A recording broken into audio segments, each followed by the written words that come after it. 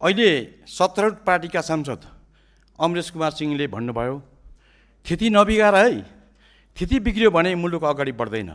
त्यसैले गर्दाखेरि यो जसले विनियोजन विधेयक 83 सिद्धान्त र प्राथमिक पेश गर्यो, ऊ नहुँदा मैले कसरी कुरा राखौँ? गम्भीर कुरा छ। तपाईलाई सभामुख महोदय तपाईलाई सुनाएर हुन्छ? बिल्कुल हुँदैन। मान्यज्यूहरूलाई सुनाएर हुन्छ? हुँदैन। त्यसैले गर्दाखेरि सभामुख महोदय तपाईलाई म निवेदन गर्छु, आग्रह गर्छु, अर्थमन्त्री नआइन्जेलसम्म यही ड्यासमा बस्छु।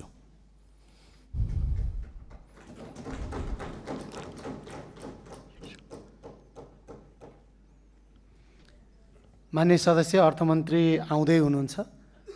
सूचना पुगिसकेको छ। माननीय सदस्यले आफ्नो भनाइ राख्दै गर्दा माननीय मन्त्री आइपुग्ने कुरा भएको छ। अगाडि बढ्नुहोस्।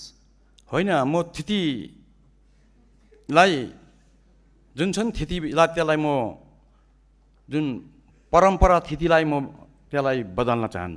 किन चाहन्न? यहाँ हेप्नु भयो क्या? मैले अस्ति पनि भनेको नि त, प्रधानमन्त्री नआउने, अर्थमन्त्री नआउने। अब तपाईँ पनि आएन भने यहाँ कसले सभा सञ्चालन गर्छ?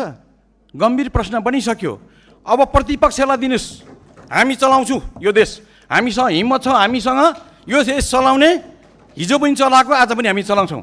तपाईँ प्रधानमन्त्री पनि नआउने, अर्थमन्त्री पनि नआउने, कसरी चल्छ यो सदन?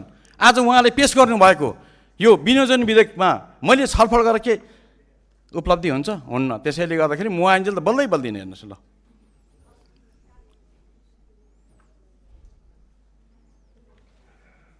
मान्य सदस्य, मान्य मन्त्री आउँदै नै हुनुहुन्छ, त्यस कारणले आफ्नो कुरा अगाडि बढाउँदै गरौँ। होइन, उहाँ आएपछि मेरो कुरा राख्नेछु।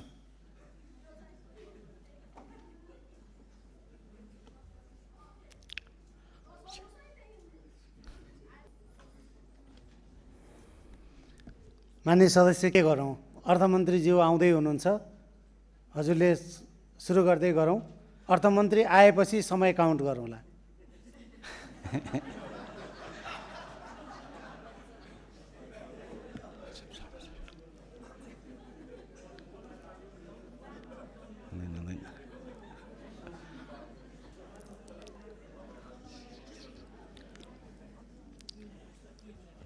मान्य सदस्यहरू, आजको यो बैठक आजै 15 मिनटका लागि स्थगित हुन्छ।